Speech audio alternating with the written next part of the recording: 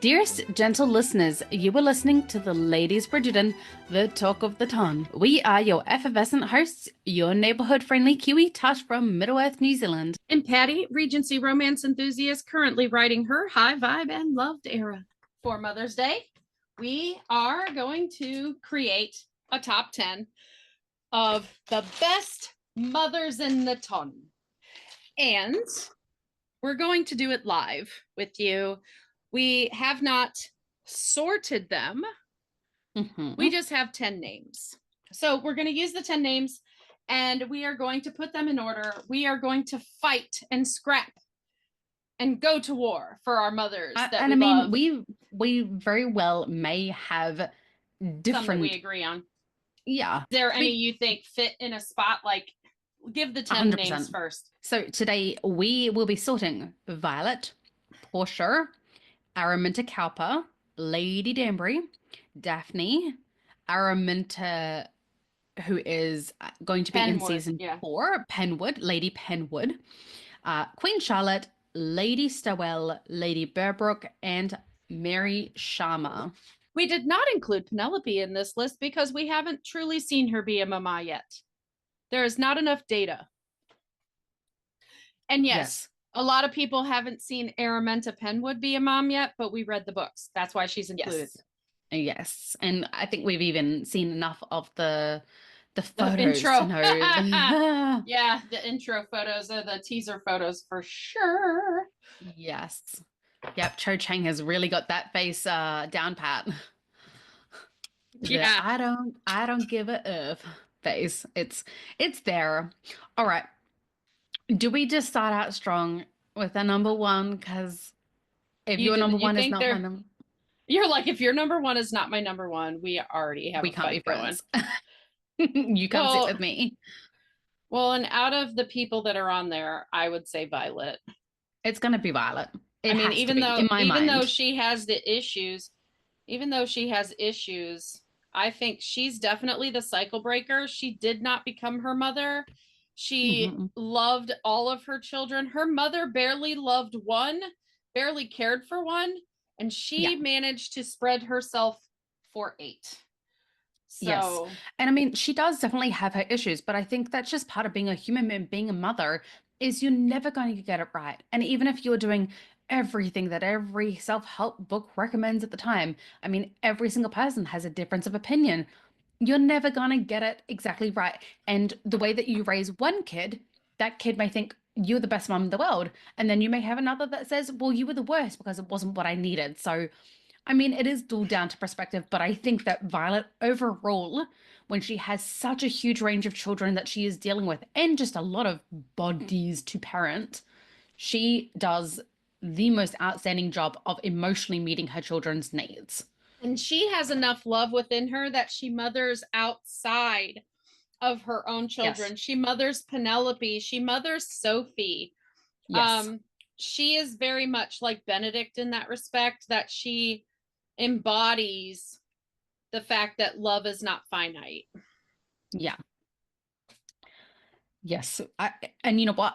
For me personally, that is why I think that Daphne is number 2, because she, I think, is the embodiment of her mum as a parent. I think the difference that we're going to see with Daphne is, again, breaking that generational trauma of, and it's not even a generational trauma. It is Daphne's going to have the birds and the bees talk with her daughters. Yes, it is learning from your parents' mistakes and that's what parenting is learning from your mistakes and doing better with the next generation. You know, you can only do better when you know better.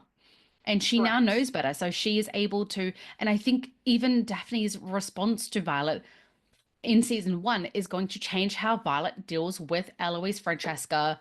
Well, we don't see Francesca in that regard, but you know, Eloise or Hyacinth, I think they're going to go into it with a lot more information now that Violet knows how deeply it impacted her children by not having that information. So for me, and I think Daphne Eloise is going to have the most because she has a bestie who's going through it too. Yeah. So for me, Daphne's going to be number two because she is the embodiment of a mum. And, even when she was willing to give up being a mum for Simon, she said, my siblings will have children and I will get to be a mother to them in some sort of aspect. You still, whether they're your children or not, whether they came from your body or not, you still love them just the same. I was raised with, and this was very much a mom thing. My mother was this person. Hmm. I became this person. That there are so many people out there that need a mother's love, that being a mother is not DNA. Being a mother is mentoring, nursing somebody's boo-boos, kissing the boo-boos, cuddling, loving, caring, being sitting with them in their silence, sitting with them in their tears, just being that safe space for any child. And my mother, when I was young, there were several Christmases in a row where we took in a kid from the children's home over Christmas break.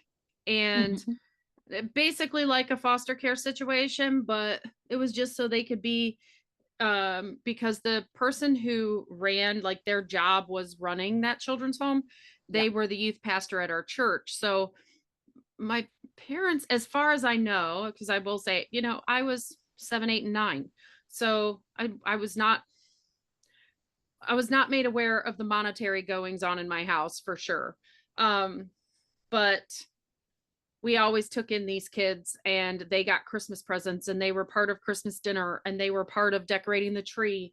Um, and they became like my big brothers for 2 weeks every year. Um, and then that led into me, like my journey of being a foster and adoptive mom was very much inspired by my mother. So, Hmm. and that's really more of a story for the Mary Sharma of it all. But I think that because Violet loved so deeply and spread her motherly love to more than just her children, it impacted her children and the kind of parents they become. Yeah. So is So that a yes, you agree with Daphne being number two? I'm well, and I would, for Tentatively. me, yeah, I would say Daphne can be two, or between 2 and 3. I would also include Mary Sharma because in that day and age, not a lot of parents love a child that is not their own. Yes. Okay, And I she can. very much loved Kate. So number three, you would like to put Mary Sharma as number three. See, I was having a really hard time with her because when she's good, she is amazing, but But she, she also was dealing with severe grief and depression, and everybody, like yes, Violet, neglected her own kids when she went through that, and we have her as number one. Like grief and depression definitely cause you to make choices you wouldn't necessarily make. And when Mary was presented with the outcome of her actions with Kate, she immediately took ownership. She immediately yes. took accountability and she immediately rectified it. She sat that girl down and said, I love you like my own. You are my daughter. So Okay, I can definitely vibe that. there are parents that never take accountability for anything they do, or they rewrite history and pretend like it never happened ever. Well, and the thing is, it's not just taking accountability, but it's then showing that you were taking accountability by changing your actions, which is what Mary Yes, did. what she did. Yeah. Mary acknowledged that not only did she allow Kate to do the mothering, but she also allowed Kate to feel like she was not loved just for being her. She wasn't loved for being a governess to her daughter. She was loved because she was Kate's daughter. Kate created a narrative in her mind. Her critical brain told a story to herself that was untrue. Mhm.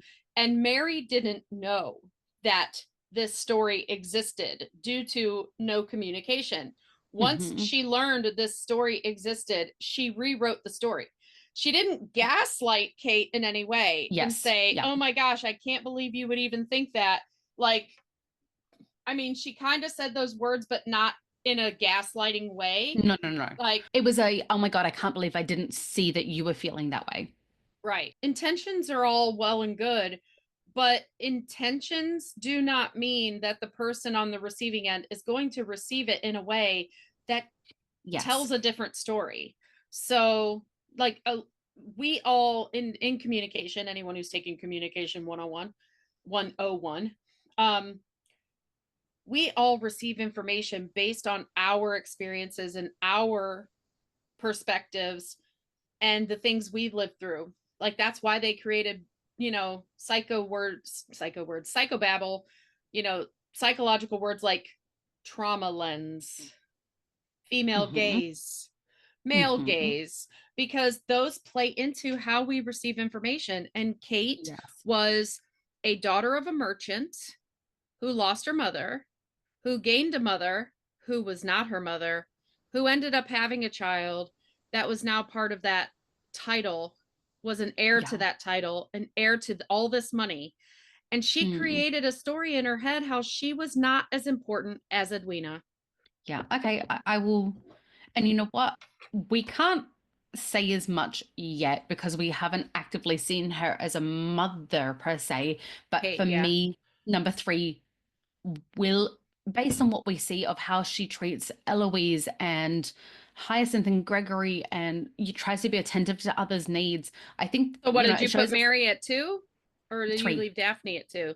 Because you just said Daphne's at 3 two. again. So No, we no, have no. one. So, no, no, what I'm saying, because Kate's not on the list because we haven't seen her be a mother yet. Ah, I But if see. Kate Yeah. were on the list, she would be placed at number three for me based on how she acts in that mothering head of the She's household mothered role. Colin and she's She mothered has. Eloise As both. I said, Yes. motherhood comes in many shapes and sizes and doesn't just have to look like a woman mothering a child per se. It comes in many shapes and forms in that kind of mentorship role.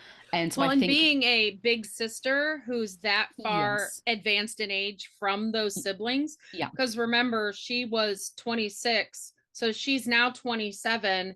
Colin is like 23, so that's 4 years. Eloise is 20, 19 or 20. So 19. there's a significant enough age gap that Yeah, she is big sister, but also, looking at them in a motherly fashion. yeah, yeah. Well, and because she is the head of the household as well, so I think it takes on a slightly different note as well. Not in the Anthony, I'm heir of the household, Yeah. it's more of a, She you doesn't know, have pack mule energy, like martyr vibes so bad. number four, I'm going to actually go Lady Stowell. Stowell, yes, because she mothered with different abilities. She Yes. had to teach her daughter so that they could communicate together. She's so But at no encouraging to her point, daughter, at like, no point do we see her treating her daughter as if like you have to stay by my side because right. you're my interpreter. She doesn't use her daughters as some of the other mothers of the town do. It doesn't Hmm. seem like this is what you can do for me. And She she's is super encouraging encouraging. when she doesn't get the favor of the queen Hmm. at the debut. She's all disappointed, but her mother's like, I'm sure you're mistaken. You were perfect. Like Yeah, you were perfect. Like, and did all the things. it's not necessarily, in certain circumstances, it can create a complex to expect perfection from a child, but she doesn't expect it. She is telling her, you did perfect in this moment. And You did not do anything. It's not in a spoilt way. It's in a, I yeah, think that she knows that her daughter has, parent the child that you have. I think she knows that her daughter has maybe not complex issues, but maybe is a little bit more shy and not so outgoing. And so she needs a little bit more encouragement than a oh, what was her name? well, and having to be that oh, conduit for her mother with society. She probably has created some communication issues and communication deficits, and that's probably why she was thinking that Benedict meant more than he meant with the dance, yes. and where she perceived the queen as being more disdainful and not just bored, like her her mother shows in that moment like her daughter is her world, and her Yes. like she is very encouraging and very positive, and we don't Yeah. see a lot of that in season 3. We see more mothers who are very hard on their daughters or Well, very neglectful of their daughters. I actually think that like if we had the likes of Lady Livingston saying to her daughter, "You are perfection," that's creating a That would be complex. Well, she's different. Yeah. already she's already overly confident. She's already a little bit headstrong. She's already up herself. She doesn't need that confidence boost. And that's not to say that you can't compliment your children, but you don't put them on a pedestal where they think that everyone is They can beneath do them, no sort of thing. wrong. Yeah. What Like she's trying to they're do is put her daughter onto a step stool so that she's just on par with people, you know? Yes. Yeah. And I vibe that. I think she's definitely a number. That was number 4, right? She's a number 4. Yes, number 4. Okay, we're starting to get into the Well, fifth we're is in the very middle of the list, tricky. so yeah, we're at the For meh. me, Number 5. middle. Who's the middle? Who's the Portia. meh? Portia. Of who's left? Because the list Portia, is getting pretty. Malhotra, No, Livingston. no, no. We've got Portia, Cowper, Lady D, Queen Charlotte, Burbrook. Mm. You're I think okay. So Portia, you're putting Portia above Lady D. yes, as a mother, not a godmother. I see. Okay. Godmother, right up there. Mother, eh. She made mistakes. Portia, for all her mistakes as a mother, She puts her did kids everything first. in service of being a mother. Yeah, puts her kids first. Her kids became her life. Their survival was important. She chose survival for herself to elevate her Mhm. kids, and she did all the things. Like, I think up until this point, she hasn't been necessarily a great mother. But I think now that her daughters are married off and out of what she deems to be danger, not them not being taken care of, them being out in the streets, or, them not being supported in life, that was danger, danger, Will Robinson. I think now that her daughters are in a place where not that she doesn't have to raise them, but I think now she just gets to be a mother, not a oh my God, I have to get these children married off. I have to protect them through that. Well, and a She now lot of gets to be, times, and this is my realization about my mother.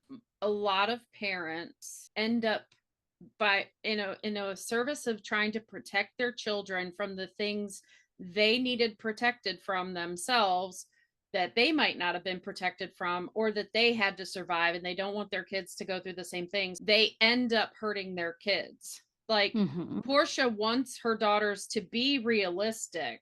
She ends up creating a competition amongst the sisters that creates years and years of toxicity.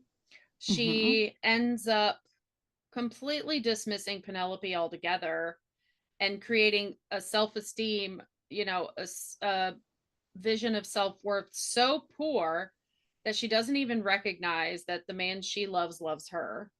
hmm But was she wrong to try and protect her kids? Because she did live through those things.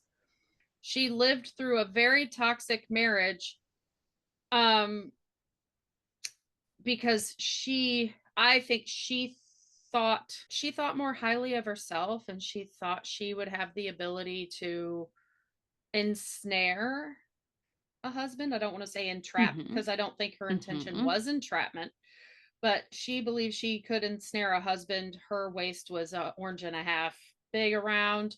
She was the beauty. She made that clear, I think, with that statement, right? hmm She was a beauty. She believed beauty was going to find her husband.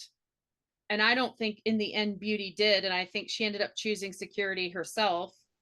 And Yes. she was trying to protect her daughters from dreams and dreaming for something that in her life didn't come for her. So she thinks it's not possible for her daughters to. She may have dreamed too big and they got crushed. In the end, she was just trying to protect her kids. And, there's a lot of things my mom tried to protect us from that caused its own kind of damage. hmm I can look back on it now and I can see why because I am a why person, so I dig for the why. I can see Me the too. why of it, but it wasn't necessarily the best choice to make as a parent because it does create a self-esteem issue, self-worth issues. Okay, number 6. I think this is kind of where we put Lady D because Yeah. of her godmothering. Yes, she is a reformed mother that learned from her mistakes and had second chances as a godmother and Yeah. as a friend of the family, because I think she has mothered enough of the Bridgertons through the ton that I think that she has redeemed herself I need some. Lady Danbury at the masquerade ball dressed as a fairy godmother. That would be great. Next up is going to be really tough. We are choosing between the Aramintas, Queen Charlotte, or Lady Bearbrook. And I'm actually going to say Lady Cowper should be number 7. Because for as many faults as she had, she believed that she was doing what was best for her child. And they did have moments where, especially in the first 2 seasons, where she thought that Araminta was the be Again, all end all. making mistakes in service of protecting her child from what she went through, because she is so intent on teaching her daughter that the ton is a competition and you do not have Hmm. female friends, that I Yeah. promise you she was stabbed in the back by somebody in Yes. her perspective.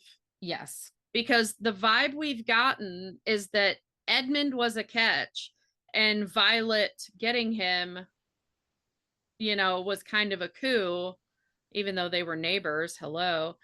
But I Hmm. almost feel like if we had a backstory of that season with, Violet, because they give off like Violet, Araminta, and Portia are roughly the same age, Yes.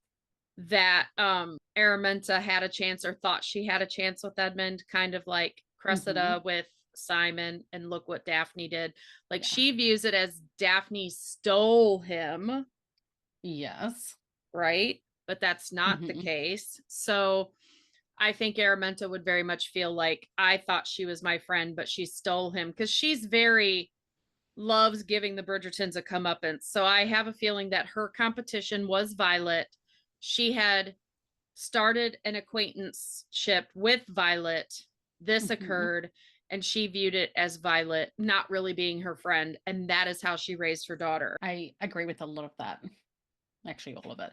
Um, You're next like a up, lot of that. And I'm thinking, what part don't you agree with?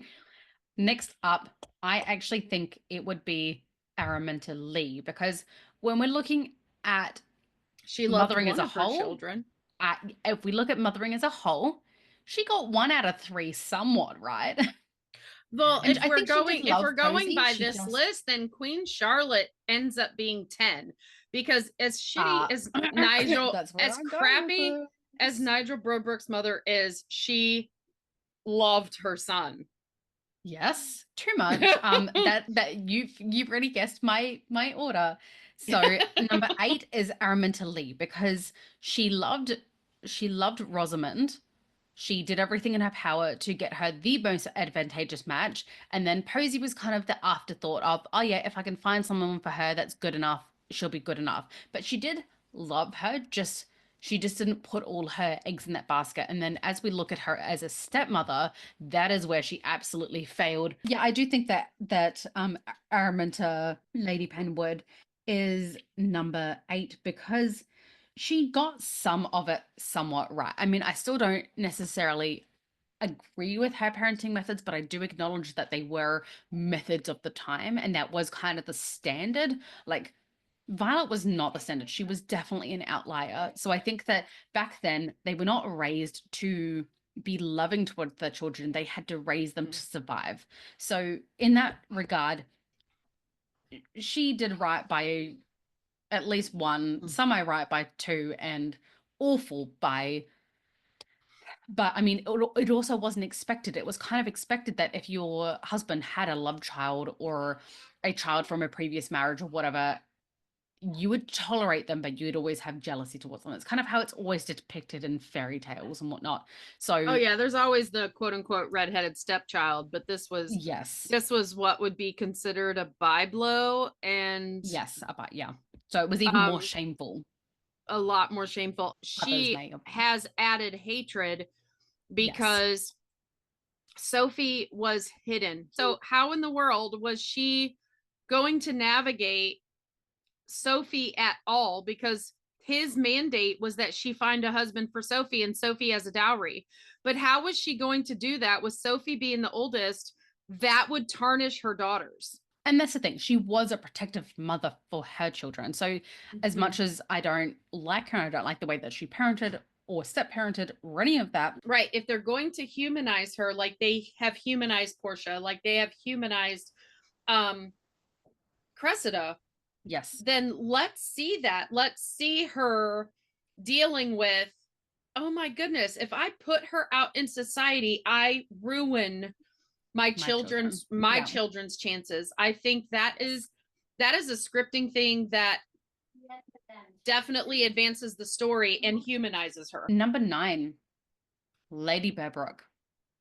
Yeah. I think that she's worse than Araminta. She coddled to the point that it truly affected other people's lives. Like, whoever married Nigel was going to be miserable. The fact that she raised a child to And think he that he was could take what he, sexualizing children. the way that he thought that he could take from women because they owed him that, where does that behavior learn from? You can raise a child right and they can still do the wrong thing, but we can see the way that she was raising him, that it was definitely her that instilled a lot of these beliefs into him, that a woman, oh, you have to eat this, you've got to do that, you've got to perform for your husband. She drilled into his head that a woman is just there to service you and be of service to you. They are nothing else outside of that. So it's not necessarily that she's a bad mother, it's just that she's a terrible human. I also think that she she comes off to me like at that time she could only have one child. Thank God it was a boy. She created the heir and she coddled and babied him because he was her meal ticket. She created this because she made him her whole world. Because look, we don't ever see her. She doesn't go out in society. Nigel does. We don't see her till she comes to tea. We never see her at a ball ever. Yeah, no, actually, that's a good point. I don't think she was very well liked in the ton, to be fair. And I think that us seeing that in season 1, considering we had the Trowbridge baby and we got to see that dynamic, so she coddled him because she could. And what may be a surprise to some and may not be a surprise to others, number 10 is, drum roll, please, Queen Charlotte. Because the worst kind of mum is an absent mum. And to be No, fair, we do Queen Charlotte's understand. last because of Sorrow's prayers.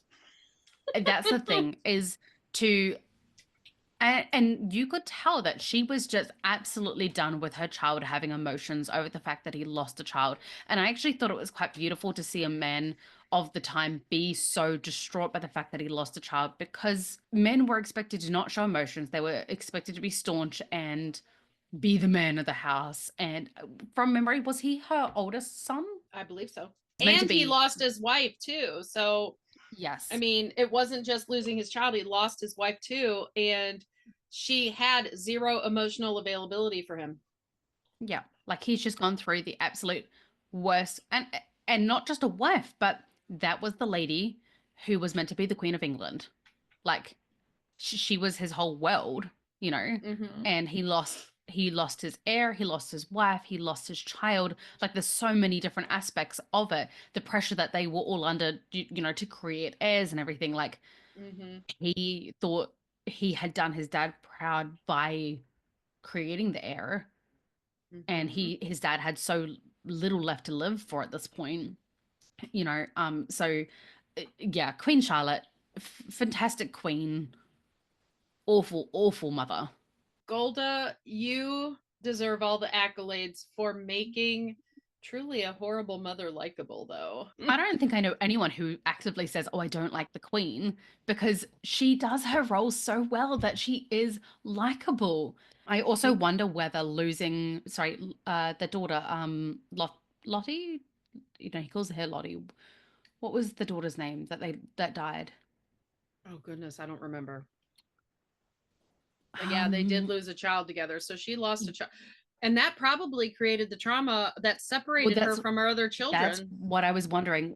At what age did she lose that child that kind of made her disassociate? There are parents out there that lose one child and they never connect with their children again. Amelia? She died from Amelia. tuberculosis, Yeah, yeah. age Amelia. 27.